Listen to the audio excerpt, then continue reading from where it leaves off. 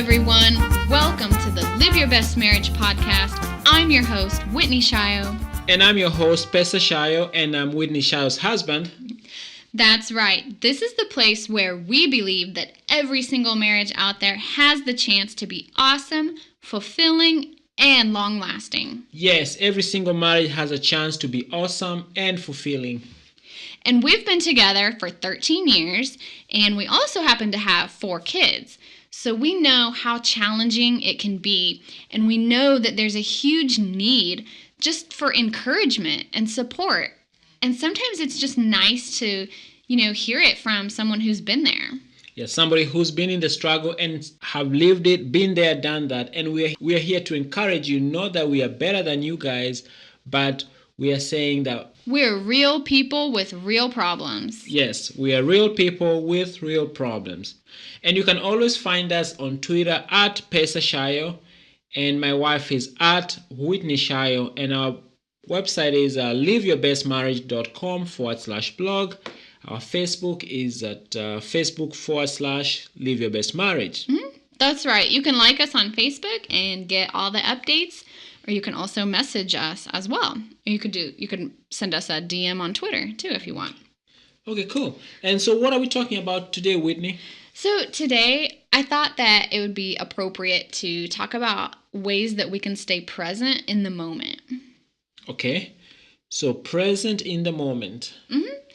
Because I think that if we're able to de-stress and stay calm just in our daily lives, it can also just make our marriage more joyful and probably more resilient too. I had a quick question. What should we do? Should we always be present in the moment or always be looking forward to the future? I think it's better to stay present in the moment because so we should not care about the future? No, you should care, but not to the point where you would have anxiety or anything like that. Or like forget to live today because we are always anticipating about the future. Yeah, it's nice just to enjoy today. Okay. For sure. So how does that goal setting come in? Like, because we are setting goals for the future and everybody seems to encourage goal setting. How does that work? Absolutely. You should always set goals for yourself. But I think the main purpose today is not to dwell on the past. I think that was... Okay, not to dwell on the past, live in the moment, and don't think about the future. No, you can think about the future as much as you want. Okay. But in the daily busyness of life, it makes me want to ask the question, are you mindful or is your mind full? Whoa. Can you say that again? So, I know. I like to have a play on words. Are you mindful or is your mind just too full? So, I think my mind is too full. It's too full. That's probably what all of us are going through. Yeah. So, I was coming at this more from the point where if you can de-stress with your spouse, if just like on a normal day, you can get into the habit of trying to find that stillness as a couple, then when a misinterpretation comes up or a miscommunication happens, you're more prepared to handle it. Okay. Yeah, because it can help you, think more clearly. You'll be asking questions like, okay, can you please clarify? Okay. Rather than my usual reaction, which is like, oh no, he didn't. He did not just say that. Yeah. But I've noticed that on days when I'm more calm, and I'm able to, chill out a little bit, I can speak my mind, but it's in a way that helps a lot more than hurts. Okay. So, and this is brought by you relaxing with your husband. Yeah. I'm viewing it as if a problem can be avoided before it even starts, or if it can be stopped before it starts. Because also I was thinking that things can look worse in hindsight. Okay. Like some of the memories that we have as a couple, for example, if someone made a joke that didn't come out quite right, if you look back on that, like, I don't know, 6 months later, you might be like, okay, you know what? That really wasn't that funny. Maybe they meant blah, blah, blah, blah, instead Yes. of maybe they weren't really kidding. And the reason why I'm even using that as an example is because I wanted to bring up the idea of viewing your spouse as a brand new person every day. Whoa. And That's deep. because, well, yeah, I mean, if you can start fresh every day, that's pretty much being present. Okay. Right? And I mean, and like even with the experiences that you guys have, if you can view it as it's happening for the first time ever, that's a great way to just practice staying present. Okay. And so that's why I brought that up. Things can take a turn for the worst if you're just constantly looking behind you. Things might kind of start to have a negative twist for whatever reason. I mean, sometimes that just happens. Yes. And I think Dr. Gottman refers to that as rewriting history. Oh, yes. And He's the marriage expert who wrote the 7 Principles of Making Marriage Work or something like that. Yes. That might not be the exact title of the book, but... And I think he's the one who is able to predict a divorce, I think, with more than 90% accuracy. Right. Yes. Right. He can tell just by listening to a couple's conversation whether or not they'll be divorcing or not. Yeah. That's somebody I definitely would invite for for dinner. Oh.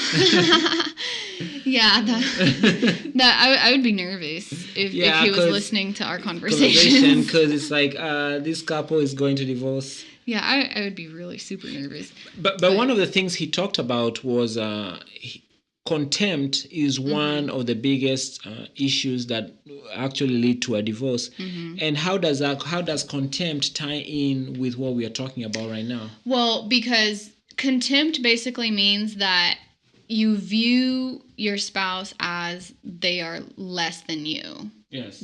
You're superior to them, and you just don't really have much respect for them.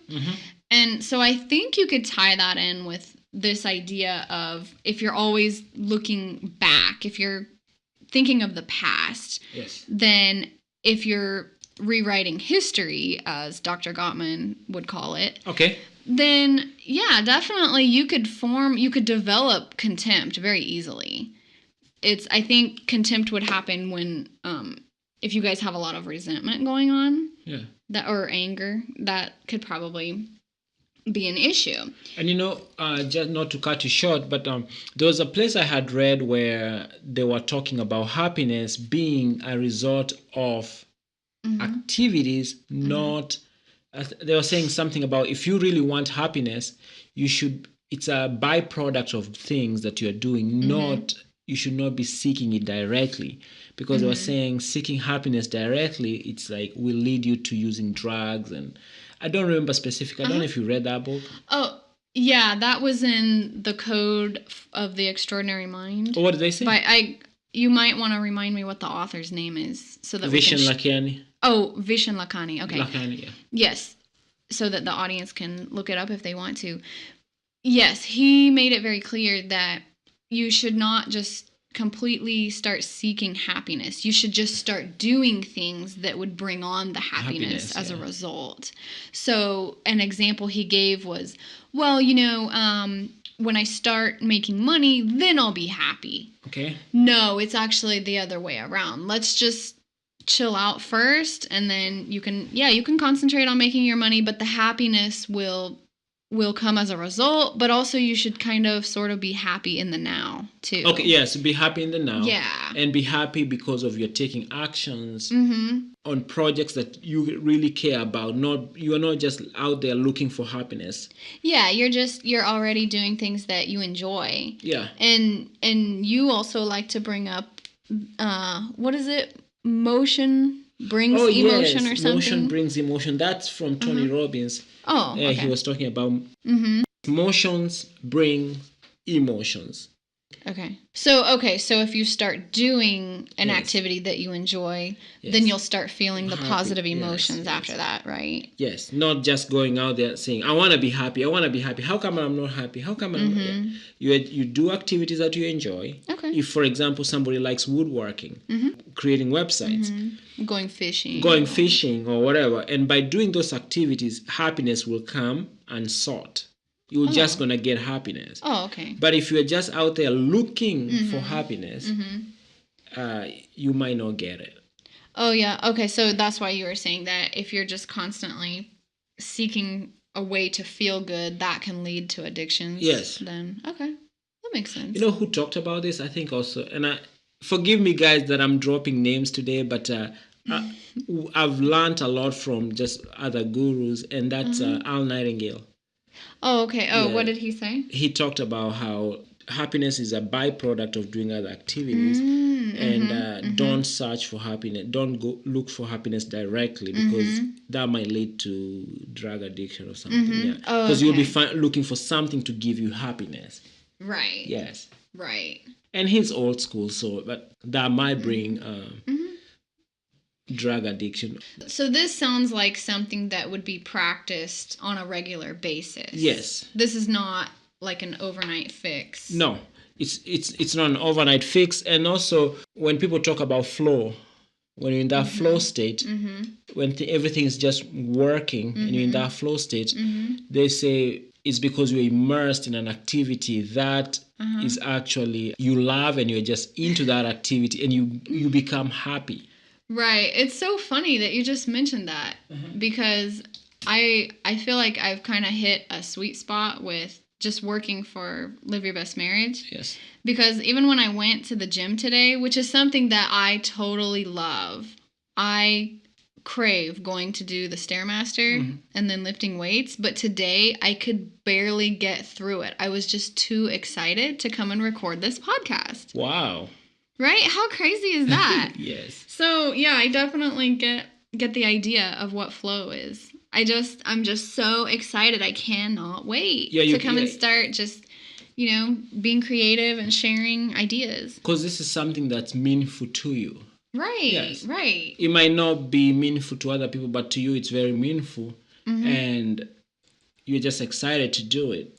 Yeah. So I mean, I think that would be my wish for everyone, if they can get to that point of where they're just, oh my gosh, they cannot wait to go and work on a project or go to work, whether it's their job or spending time with their kids. It might be something different for everybody. But if you get to that level of being that excited, I think that's great. Cool. Yeah. So now, talking about distressing, what were you going to say about that? So as couples are going through just the busyness of their daily life, if we can try to start seeking this, I don't know, sort of stillness or calmness, I think that de-stressing really is a great idea. And when you go back to the human senses that we all have, we have touch, scent, hearing, taste. There's different things that we can do as husband and wife. Just so if you want to use touch, for example, you could hold hands more, you could hug more. And because really, if you think about it, if you go for a walk through, I don't know if there's a nature center or a park near where you live, just touching the bark on a tree, or if your child brings a leaf to you, that sense of touch is really nice. I mean, especially if you've gone through a long winter of cold and snow and everything. I think that sense of touch can be very powerful. So if you can use it in your marriage, if you can hold hands, just whatever, hug, those types of things, I think that would be extremely helpful. I agree. And then for scent, picture yourself, lighting a candle in your living room or whatever in the evening as you sit back to watch TV. Well, that could be useful, but another thing you can do is the wife could put on her favorite or her husband's favorite perfume that he likes for her to wear. Or vice versa. The husband could wear cologne or whatever it is. In the evening.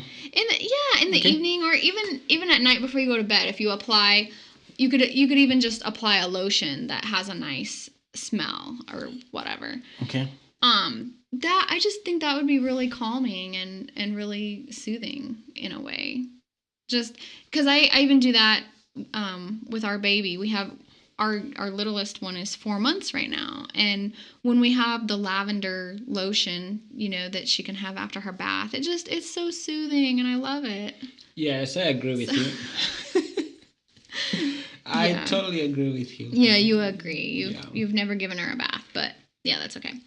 So hearing. Yes, I have. Hearing is another thing.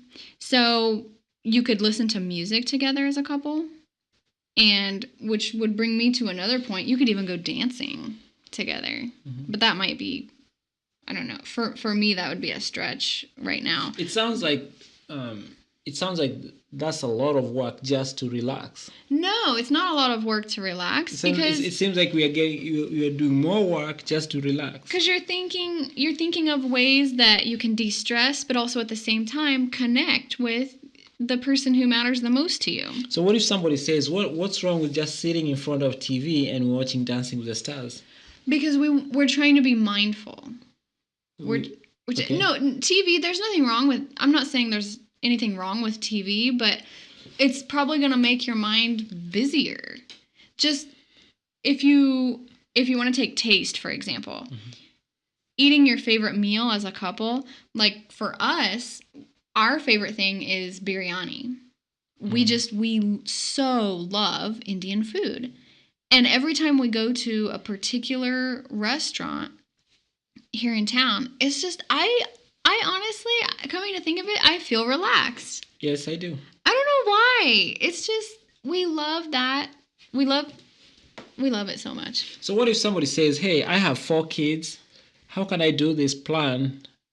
Do I need to take my kids to daycare or so I can relax? No. Even because meditation is something that anyone could do, even at a young age. And this is not, and when I say meditation, I'm not talking about anything spiritual. I'm talking about like just sitting there and thinking like, okay, what can I be grateful for right now? Or, just things like that. Things like that. What's a peaceful thing that I can think about right now? Do I want to imagine myself at the beach? It's whatever you want. It's up to the individual. Okay. Yeah. That's where I'm going with that. And then just knowing how to breathe, like chill out and like do breathing. That's like another huge thing that you can use to your advantage. So if I came to you and say, hey, I work at a factory, I have 16-hour days, and I'm trying to and I'm always so busy, I come home so tired, I have 4 kids, my wife is also busy, what should we do the first night to relax and to distress? That you want to practice this? Yeah. It can be anything they want to do. What's the first thing should we do? Just chill out. Go sit on the couch, dim the lights. You can even, honestly, for us, I can speak for myself, just having a conversation with you, a conversation about nothing, chit-chatting, puts me at ease. And it has always been like that. Okay. Since the beginning. But my main point with this is just, if you guys feel like you can just go through the busyness and the stress of daily life together, then you're going to start feeling like, you know what, we can make it through anything together. And if you need a reminder, if you need to set a timer on your phone to say, okay, you know what, it's that time of the day again, or it's that time of the evening for us to just relax and find that stillness. You can do that. You could even wear a wristband to remind you. It's just because a lot of times my problem is my ADD is so off the charts, I will forget. I need something to remind me to take it down a notch. Okay. That's me. Not everybody. I doubt if everyone has that issue, but my issue is I need to take it up a notch. You want to take it up a notch? Yeah. So, but that's great too. Like what we talked about earlier with getting to that point where you want to immerse yourself in a project. Yeah. That would be good too if a couple can immerse themselves in a project that they love doing together. Like maybe gardening or shopping or whatever it is. Whatever they like. I know another couple who likes to go hunting. I know people who like to go swimming together. It's whatever their preference is. So yeah, it would be okay to take it up a notch too in that case if you want to do that. But I was just coming from the point of if 1 in 3 Americans are saying they're happy, that doesn't sound like a lot of people to me. That sounds like a very small number of people are saying that they're happy. Okay. So I just thought, okay, well, if we can connect learning how to just be present and be happy in the now, if we can connect that to marriage, then hey, that's going to be an awesome win for a lot of couples. Okay. And do you think not being happy in the marriage can also cause divorce? Not being happy in the marriage? Yeah. Oh, you mean not being happy in the now? Oh, not being happy in the now. Do you think that also leads to having a divorce? Yes, I think it totally could. Really? I think it could, because just by you saying, okay, well, if they're not happy in the now, then that means maybe they're either dwelling on the past or they're having anxiety for the future. So, and it could be like financial issues, it could be whatever it is, whatever their stress is, that they're having trouble with. So talking about financial issues, so if somebody right now is like going through so much financial stress, can they really be happy? Can they be happy? Of course they can be happy. You can, as hard as it is sometimes, you can make the decision to say, okay, you know what? I'm going to practice gratitude. I'm going to first think about things that I'm thankful for that I already have. Okay. And then that is actually going to help you be more creative in solving whatever your problem is. Because also in the Code of the Extraordinary Mind book by Vishen Lakhani, he also talks about alpha waves. Okay. So he talks about the alpha waves in the brain actually are what stimulate your creativity. Okay. And so if your alpha waves are low, that means you might be struggling with forgiveness or just some stress. And that is actually something that will hinder you from being able to solve problems. The alpha waves help with your creativity, and you want creativity to be able to solve problems. Yeah. But how are you going to be able to get your alpha waves up if you're totally stressed all the time? So you need to not be stressed, so you need to be distressing. Yeah, so how will you not be stressed? You'll be present in the moment. Okay. So things are more tied together than what we would think they are. Yes. Yeah. So if somebody says, you know what, I'm just going to pass through it. I'm just going to walk through it. I used to think that. I used to think that the way to solve a problem was willpower. Okay. And that did not work out well for me. Why is that? I always used to think if something is really hard, I just need to work harder. Yeah, you gotta work harder. You gotta bust through it. If I want to accomplish more, I need to do more, right? But then I learned from Perry Marshall, he's like a marketing expert. He said that if you can restructure your focus and narrow it down to one thing or just a few things, then you'll be putting more energy towards something that is actually more likely to work out for you. Instead of if you're quote unquote working hard and you're just dividing your energy up between all these things that you're trying to do. Yes. Even just 10% extra energy or extra work is really not going to make the difference that you're wanting. Because you're splitting it among so many other things. You're spreading yourself too thin. Okay. So, yeah, I don't know how we got to that, but if you put like 500% focus on one thing, okay, versus putting, 10% of energy in 10 different categories on like so many different things, the outcome is not going to, it's going to lead you to more like, oh, I need to work harder. Okay. Yeah. I don't know if that makes sense. So basically, you'll, as you have said before, you'll be so spread out that although you're putting the same amount of energy, you're putting in so many things. So the changes in each individual thing will be so tiny compared to if you had put the same amount of energy in a few things, maybe one or two or one. Yeah. Yeah. So, and that's also a good point that you brought up, because that just reminded me that multitasking can actually lower your IQ. It can? Yeah. If you guys read the book, The One Thing by Gary Keller, the guy from Keller Williams Realty. Yes. Yeah. Multitasking can lower your IQ because your brain has to I don't know, I guess your brain has to work harder every time you switch back and forth between one task to another. Yeah. So, can you give us an example of what task switching would look like? Why don't you tell us about what your mother-in-law told you about doing the dishes long time ago? Oh, yeah, really long time ago. Yeah. So, my mother-in-law saw me doing dishes one day, and I was scrubbing each glass one at a time. I would scrub it and then rinse it off and then put it in the drying rack and then repeat that over and over again. So when she saw me doing that, she's like, I know you're used to having a dishwasher, so you might not know this system that we use back in Kenya. What we do is we cover all of the dishes at once with soap and we scrub them. And then when we're done with that, we rinse all of them at the same time. And then we put them in the drying rack. Yeah, and then we can put them in the drying rack.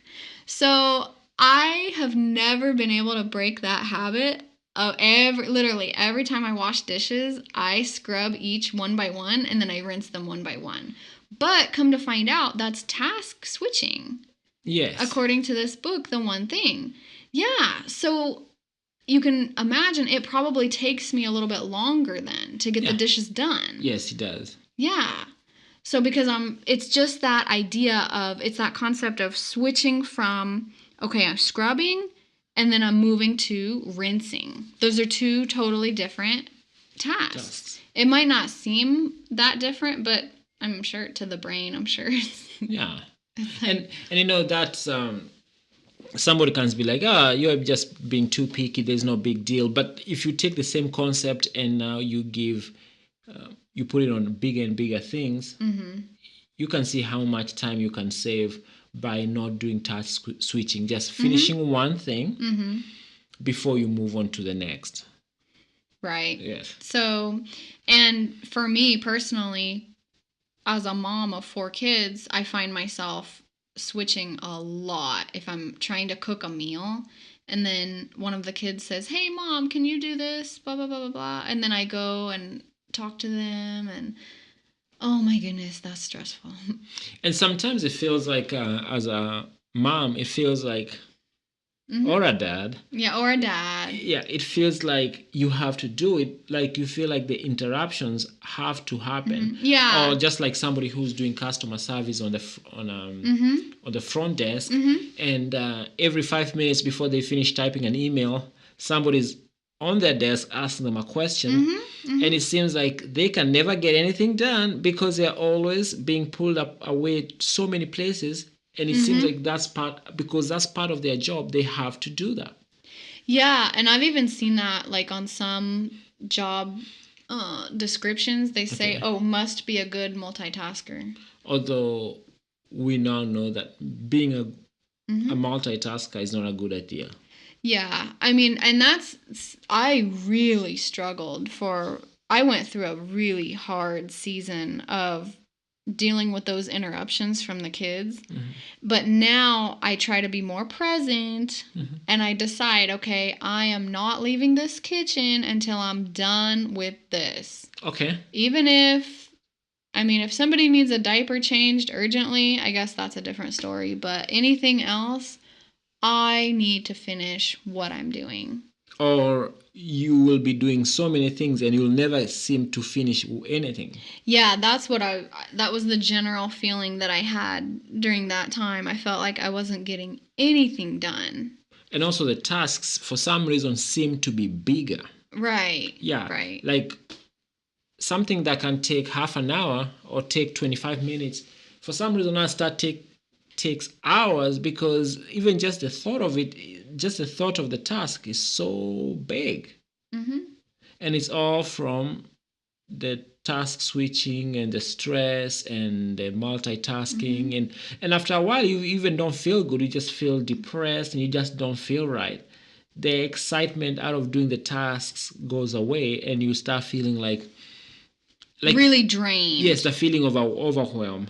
Yeah. Oh, yes, so if drained, you're feeling drained, I just wanted to encourage you, and to recap, really, I think if you're able to look for things that help you find calmness and stillness, you will begin to see your levels of optimism go up. Yeah. I think over a period of time you'll start to just, view things more positively, and of course that makes a huge impact for your marriage. Yeah. And talking about happiness, I remember a quote from Viktor Frankl, who wrote the book Man's Search for Meaning. He's also a Second World War survivor. And he talked about the concept of happiness, and he brought up the issue that happiness cannot be pursued, but the more we aim at it, the more we miss our aim. And he brought that issue that it's a paradoxical intention. And you can Google this guy, Viktor Frankl. I mean, his book, Man's Search for Meaning, is just phenomenal. But so the more we search for happiness, the more we pursue happiness, the more we miss it. Although, and then so the opposite is, the more we are not looking for happiness, we're just engrossed in our work, like a task that we really love to do, we are more likely to find happiness. Yeah. Awesome. Yeah. Awesome. Yes. Okay. All right. Well, my wish for all of you is that you'll be able to practice some of these, and if you already have been, maybe you can implement it some more, and I hope it helps. Folks, I mean, we love to give you some tips here and there, and most of the time, actually, most of these tips are things we are using in our life to better our life, and also to help our life become much easier as a married couple, and also as parents of little kids. So we love to get comments from you guys, and just tips, and also replies on how we are doing. So you can always find us at the Live Your Best Marriage podcast. Our blog is liveyourbestmarriage.com, and also our Facebook is Facebook.com/Live Your Best Marriage. We always reply to your tweets at Pesa Shayo and at Whitney Shayo. And if you want to DM us on Twitter, we don't mind. We'll reply to all DMs. That's right. All right. Well, thank you guys so much. We will be back again next time. Goodbye.